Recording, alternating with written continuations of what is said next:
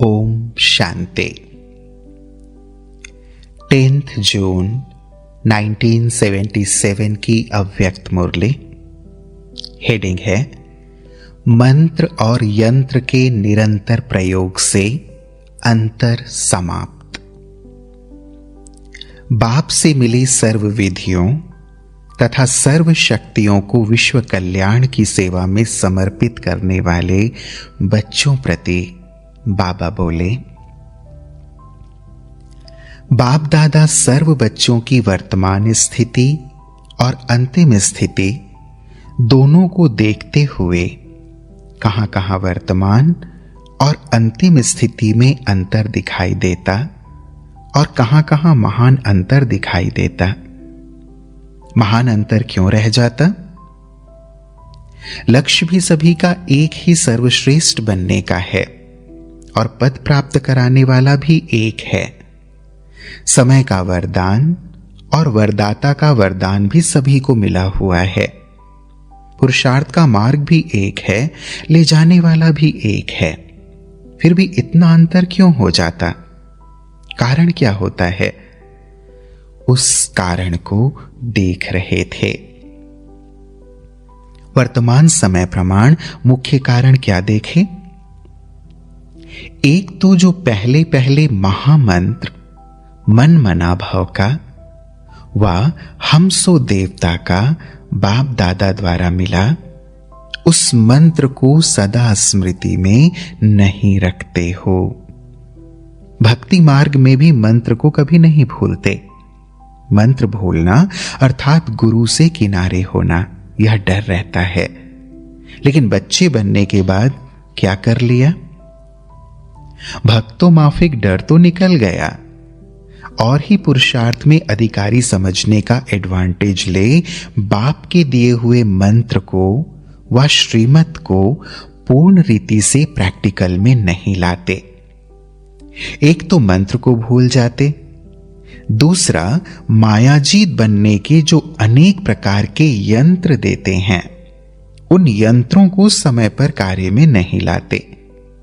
अगर ये दोनों बातें, मंत्र और यंत्र, प्रैक्टिकल जीवन के लिए यंत्र और बुद्धि योग लगाने के लिए व बुद्धि को एकाग्र करने के लिए मंत्र को स्मृति में रखो तो अंतर समाप्त हो जाएगा। रोज सुनते और सुनाते हो मन मना भाव, लेकिन स्मृति स्वरूप कहां तक बने हो? पहला पाठ महामंत्र है। इसी मंत्र की प्रैक्टिकल धारणा से पहला नंबर आ सकते हो। इसी पहले पाठ के स्मृति स्वरूप की कमी होने के कारण विजयी बनने में भी नंबर कम हो जाते हैं। मंत्र क्यों भूल जाता? क्योंकि बाप दादा ने जो हर समय की स्मृति प्रति डायरेक्शन दिए हैं उनको भूल जाते हो। अमृत वेले की स्मृति का स्वरूप, गॉडली स्टडी करने की स्मृति का स्वरूप, कर्म करते हुए कर्मयोगी रहने के स्मृति स्वरूप, ट्रस्टी बन अपने शरीर निर्वाह के व्यवहार के समय का स्मृति स्वरूप, अनेक विकारी आत्माओं के संपर्क में आने समय का स्मृति स्वरूप, वाइब्रेशंस वाली आत्माओं का वाइब्रेशन परिवर्तन करने के कार्य करने समय का स्मृति स्वरूप, सब डायरेक्शन मिले हुए हैं। याद है? जैसे भविष्य में जैसा समय होगा वैसी ड्रेस चेंज करेंगे। हर समय के कार्य की ड्रेस और श्रृंगार अपना अपना होगा। तो यह अभ्यास यहां धारण करने से भविष्य में प्रारब्ध रूप में प्राप्त होंगे। वहां स्थूल ड्रेस चेंज करेंगे और यहां जैसा समय, जैसे कार्य, वैसा स्मृति स्वरूप हो। अभ्यास है, वह भूल जाता है। इस समय के आपके अभ्यास का यादगार भक्ति मार्ग में भी जो विशेष नामी ग्रामी मंदिर हैं, वहां भी समय प्रमाण ड्रेस बदली करते हैं। हर दर्शन की ड्रेस अपनी अपनी बनी हुई होती है। तो यह यादगार भी किन आत्माओं का है? जो आत्माएं इस संगम युग पर जैसा समय वैसा स्वरूप बनने के अभ्यासी हैं। बाप दादा बच्चों के सारे दिन की दिनचर्या को चेक करते हैं। रिजल्ट में समय प्रमाण स्मृति स्वरूप का अभ्यास कम दिखाई देता है। स्मृति में है लेकिन स्वरूप में आना नहीं आता है। समय होगा अमृत वेले का, जिस समय विशेष बच्चों के प्रति सर्व शक्तियों के वरदान का, सर्व अनुभवों के वरदान का, बाप समान शक्तिशाली लाइट हाउस माइट हाउस स्वरूप में स्थित होने का, मेहनत कम और प्राप्ति अधिक होने का गोल्डन समय है। उस समय भी जो मास्टर बीज रूप वरदानी स्वरूप की स्मृति होनी चाहिए, उसके बजाय समर्थी स्वरूप के बजाय बाप समान स्थिति का अनुभव करने के बजाय कौन सा स्वरूप धारण करते हैं? मेजॉरिटी उलहने देते या शिकायत करते हैं या दिल शिकस्त स्वरूप होकर बैठते। वरदानी विश्व कल्याणी स्वरूप के बजाय स्वयं के प्रति वरदान मांगने वाले बन जाते हैं, या अपनी शिकायतें या दूसरों की शिकायतें करेंगे। तो जैसा समय वैसा स्मृति स्वरूप न होने से समर्थी स्वरूप भी नहीं बन पाते। इसी प्रकार से सारे दिन की दिनचर्या में जैसा सुनाया कि समय प्रमाण स्वरूप धारण न करने के कारण सफलता नहीं हो पाती, प्राप्ति नहीं हो पाती। फिर कहते हैं खुशी क्यों नहीं होती? इसका कारण क्या हुआ? मंत्र और यंत्र को भूल जाते हैं। आजकल के नामी ग्रामी व जिनको बड़े आदमी कहते हैं, उनका भी अभ्यास होता है। जैसी स्टेज पर जाएंगे वैसी ड्रेस, वैसा रूप, अर्थात अपने स्वभाव को भी उसी प्रमाण बनाएंगे। अगर खुशी के उत्सव की स्टेज पर जाएंगे तो अपना स्वरूप भी उसी प्रमाण देखेंगे। जैसी स्टेज वैसा स्वरूप के अभ्यासी होते हैं। चाहे अल्पकाल के लिए हो, बनावटी हो, लेकिन जो ऐसे अभ्यासी व्यक्ति होते हैं वे ही सब द्वारा महिमा के पात्र होते हैं। उनका है बनावटी, आपका रियल। तो रियलिटी और रॉयल्टी के अभ्यासी बनो। जो हो, जैसे हो, जिसके हो, उस स्मृति में रहो। पहले मनन करो कि हर समय वैसा स्वरूप रहा। अगर नहीं तो फौरन अपने को चेक करने के बाद चेंज करो। कर्म करने के पहले स्मृति स्वरूप को चेक करो, कर्म करने के बाद नहीं। कहीं भी कोई कार्य अर्थ जाना होता है तो जाने के पहले तैयारी करनी होती है, न कि बाद में। ऐसे हर काम करने के पहले स्थिति में स्थित होने की तैयारी करो। करने के बाद सोचने से कर्म की प्राप्ति के बजाय पश्चाताप हो जाता है। तो द्वापर से प्राप्ति के बजाय प्रार्थना और पश्चाताप किया, लेकिन अब प्राप्ति का समय है। तो प्राप्ति का आधार हुआ जैसा समय वैसा स्मृति स्वरूप। अब समझा कमी क्या करते हो? जानते सब हो, जानने में तो जानी जाननहार हो गए, लेकिन जानने के बाद है चलना और बनना। अगर कोई भी विस्मृति के बाद किसी को भी नॉलेज दे कि ऐसे नहीं करो व ऐसे नहीं करना चाहिए, तो क्या उत्तर देते? यही कहेंगे कि हम सब जानते हैं जो आप नहीं जानते। तो हर पॉइंट के जानी जाननहार बन गए हो ना। लेकिन जानी जाननहार कमजोर कैसे होता है? इतना कमजोर जो समझते भी हैं ना करना चाहिए फिर भी कर रहे हैं। तो जानने में नंबर 1 है ही, अब चलने में नंबर 1 बनो। समझा? अब क्या करना है?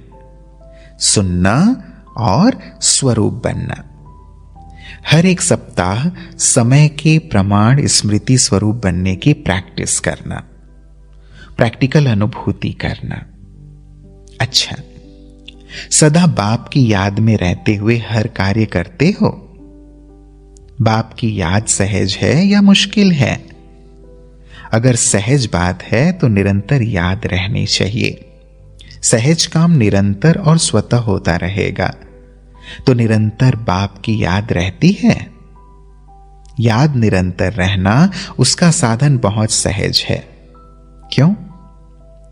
अगर लौकिक रीति से देखा जाए, याद स्वतः सहज ही किसकी रहती है? जिससे प्यार होता है। जिस व्यक्ति व वैभव से प्यार होता, वह न चाहते भी याद आता। देह से प्यार हो गया तो देह का भान भूलता है? नहीं ना, चाहते भी नहीं भूलता। क्यों? क्योंकि आधा कल्प देह के बहुत प्यारे रहे हो। जैसे लौकिक रीति भी प्यारी वस्तु या व्यक्ति स्वतः याद रहती, तो ऐसे ही यहां सबसे प्यारे ते प्यारा कौन? बाप है ना। इससे और कोई प्यारा हो नहीं सकता। तो प्यारे ते प्यारे होने के नाते से सहज और निरंतर होना चाहिए ना। फिर भी क्यों नहीं? उसका कारण क्या? इससे सिद्ध है कि अब तक भी कहीं कुछ प्यार अटका हुआ है। पूरा प्यार बाप से नहीं लगाया है। इसलिए ही निरंतर के बजाय, एक बाप के बजाय दूसरी तरफ भी बुद्धि चली जाती है। तो प्यारे ते प्यारे बाप के प्यार को पहले अनुभव किया है। रूहानी प्यार का अनुभव किया है। रूह है तो रूह का प्यार भी रूहानी होगा ना। तो रूहानी प्यार का अनुभव है। अनुभव वाली बात कभी भूल नहीं सकते। रूहानी प्यार का अनुभव 1 सेकेंड का अनुभव भी कितना श्रेष्ठ है। अगर 1 सेकेंड के उस प्यार के अनुभव में चले जाओ तो सारा दिन क्या होगा? जैसे कोई पावरफुल चीज होती तो उसकी एक बूंद भी बहुत कुछ कर लेती। ताकत कम वाली चीज कितनी भी बूंद डालो तो इतना नहीं कर सकती। तो रूहानी प्यार की एक घड़ी भी बहुत शक्ति देती। तब भुलाने के अभ्यास में मदद देती। तो अनुभवी हो या सिर्फ सुना या मान लिया, चेक करो। जो बाप के गुण हैं उन सर्व गुणों के अनुभवी हैं। जितना अनुभवी आत्मा इतना मास्टर सर्वशक्तिवान। पुरुषार्थ की स्पीड ढीली होने का कारण अनुभव के बजाय सुनने सुनाने वाले हो। अनुभव में जाने से स्पीड ऑटोमेटिक तेज हो जाती है। जैसे बाप सदा समर्थ है, ऐसे ही अपने को भी सदा समर्थ समझते हो। बाप कभी कभी समर्थ, कभी कभी कमजोर है या सदा समर्थ है? सदा समर्थ है ना।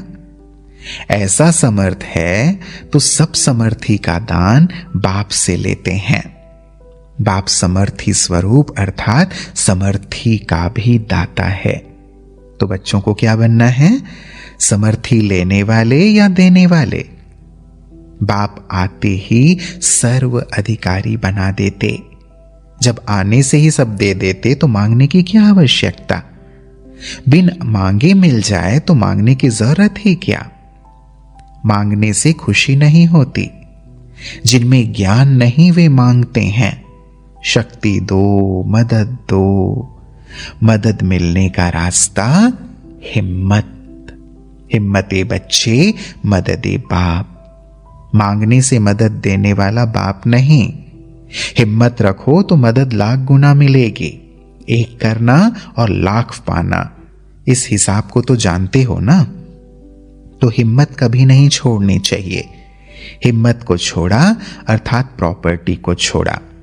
प्रॉपर्टी को छोड़ा अर्थात बाप को छोड़ा। क्या भी हो जाए, कैसी भी परिस्थिति आ जाए, हिम्मत नहीं छोड़नी चाहिए। हिम्मत छोड़ी तो श्वास छोड़ी। हिम्मत ही स्मरजीवा जीवन का श्वास है। श्वास ही चला जाए तो क्या रह गया? हिम्मत है तो मूर्छित से सुरजीत हो जाएगा। साइंस की वृद्धि का कारण भी हिम्मत है। हिम्मत के आधार से चंद्रमा तक पहुंच जाते, दिन को रात और रात को दिन बना देते। हिम्मत रखकर चलने वाले को सहज वरदान प्राप्त हो जाता है। मुश्किल भी सहज हो जाती है। असंभव बात भी संभव हो जाती है। सभी देखते हैं ब्रह्मा कुमारियां क्या कहती हैं और क्या करती हैं। इसलिए जो कहते हो वह करने वाले बनो। भगवान मिला का नारा तो लगाते, लेकिन भगवान मिला तो और कुछ रह गया है क्या जो उस तरफ बुद्धि जाती? तो सर्व प्राप्तियों का अनुभव सबके आगे दिखाओ। आपका शक्ति स्वरूप अब सब देखना चाहते हैं। अभी महारथियों को कोई प्लान बनाना है। विघ्न विनाशक बनने का साधन कौन सा है? ड्रामा अनुसार जो होता है उसको भावी समझ आगे चलते जावे। आत्माओं का जो अकल्याण हो जाता है तो रहम दिल के नाते क्या होना चाहिए जिससे उन आत्माओं का अकल्याण ना हो? इसकी कोई ना कोई युक्ति रचनी चाहिए। वातावरण भी पावरफुल बनाने के लिए अब कोई प्लान चाहिए। अभी यह एक लहर चल रही है, एक जनरल विघ्न, दूसरा जिसमें अनेक आत्माओं का अकल्याण है। आजकल जो लहर है, कई आत्माएं अपने आप ही अकल्याण के निमित्त बनी हैं। उनके लिए प्लान बनाओ। महारथियों का संकल्प करना या प्लान बनाना, यह भी वातावरण में फैला है। वातावरण को चेंज करना है। आजकल इस बात की आवश्यकता है जो विघ्न विनाशक नाम है वह अपने संकल्प, वाणी, कर्म में दिखाई दे। जैसे आग बुझाने वाले होते हैं, वह आग लगी है तो आग बुझाने सिवाय रह नहीं सकते। कैसा भी मुश्किल काम है, प्लान बनाकर आग को बुझाते हैं। आप भी विघ्न विनाशक हो। वातावरण कैसे समाप्त हो? संकल्प रचेंगे तभी वायुमंडल बदलेगा। हल्का मत करो, यह तो शुरू से ही चलता आया है। ये विघ्न तो पड़ते हैं, झाड़ को तो झड़ना ही है। विघ्न पड़े हुए को खत्म करो। जैसे कोई स्थूल नुकसान होता हुआ देख छोड़ नहीं देते, दूर से भी भागते हो नुकसान को बचाने के लिए। नेचुरल बचाने का संकल्प आएगा। ऐसे नहीं कि या तो होता रहता है या तो ड्रामा है। हर आत्मा का अपना अपना पार्ट है। हलचल में नहीं आते, परंतु आप सेफ्टी तथा रहम करने वाले हो। इस भावना से सोचना है। विघ्न विनाशक हो, यह लक्ष्य रखना है। जिस बात का लक्ष्य रखते हो वह धीरे धीरे हो जाता है। सिर्फ लक्ष्य और अटेंशन चाहिए। महारथियों, सिर्फ स्वयं प्रति सर्व विधियां, सर्व शक्तियां यूज नहीं करनी है।